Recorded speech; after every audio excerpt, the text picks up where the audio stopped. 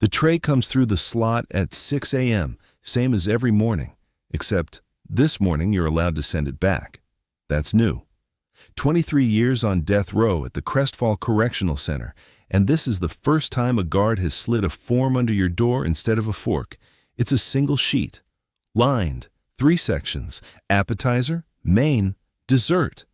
There's a note at the top in small print that says, requests are subject to facility availability and a $47 budget cap.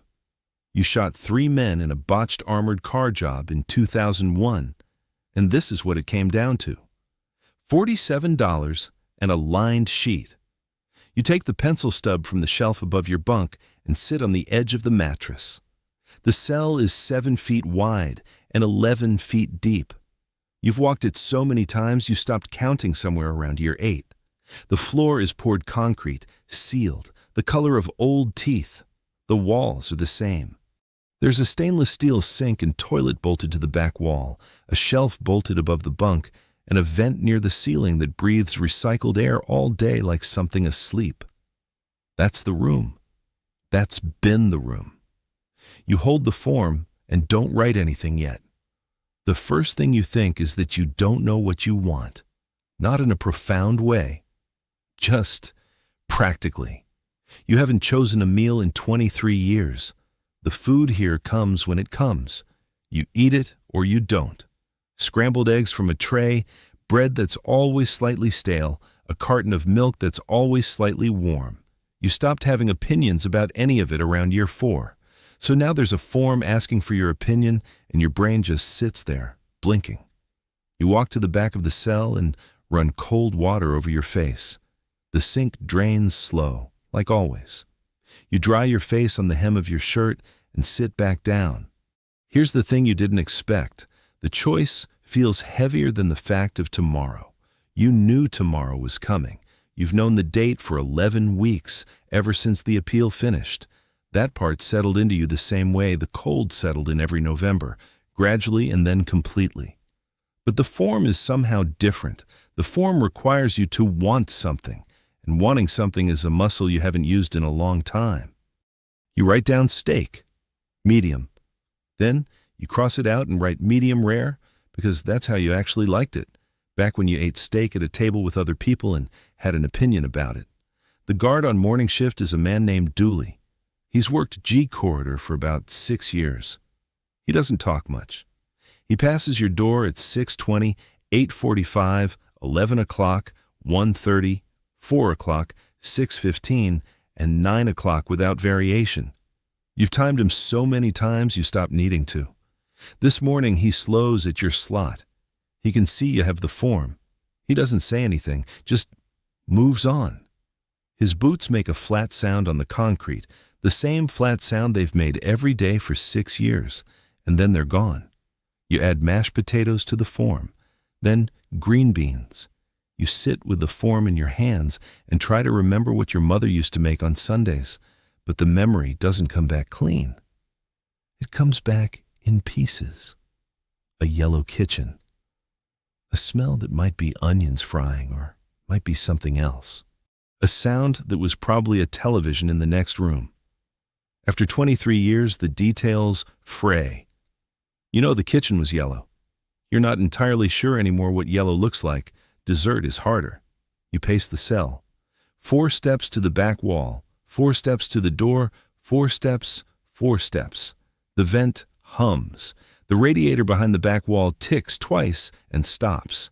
You've gotten used to both sounds so completely that you only notice them when they stop. You think about pie, apple. You used to get a slice at a diner on Route 9, a place with red booths that's probably a parking lot now. You write down apple pie and then wonder if they'll make it or buy it. The form doesn't specify. You write it down anyway. At 9:30, a different guard comes. Not Dooley. This one is younger, works the weekend shifts usually. He's got a clipboard. He takes the form through the slot without reading it and walks away. That's it. No confirmation, no timeline. The choice has been made and removed from your hands in about 4 seconds. You sit back on the bunk and look at the ceiling. There's a water stain near the vent that's been there since year 2. It started the size of a hand. It's the size of a dinner plate now. You've watched it grow for 2 decades without doing anything about it, which says something, though you're not sure what. At 4 p.m. the tray arrives. Not the regular tray. A different container covered, set through the slot by Dooley, who again says nothing. You set it on your shelf for a minute before opening it. The steak is there. It's smaller than you pictured, about the size of your palm, sitting in a paper tray. The mashed potatoes are from a box. You can tell by the texture, but they're hot, which is something they almost never are. The green beans are soft, cooked through, salted. The apple pie is a single wedge wrapped in plastic, the kind from a catering company, not from a kitchen.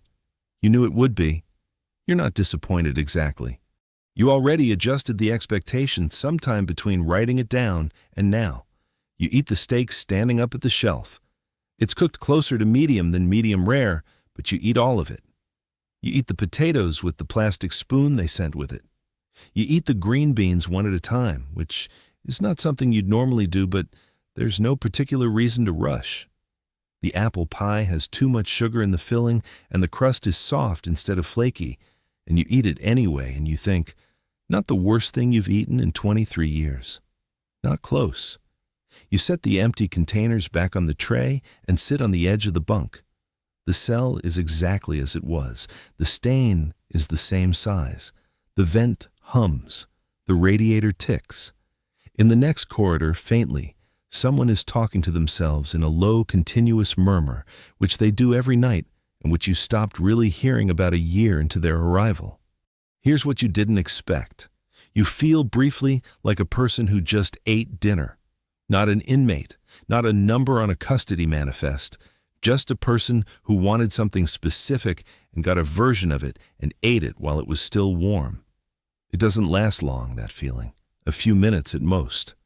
But it was there. Dooley comes by at 6:15 on the dot. His boots on the concrete, the same flat sound, passing without stopping. Tomorrow is a different person's problem. Tonight, you're just a man with an empty tray and a pie wrapper, and 23 years of walking back and forth across 11 feet of floor. You lie down on the bunk and look at the water stain, and listen to the vent, and don't think about anything in particular.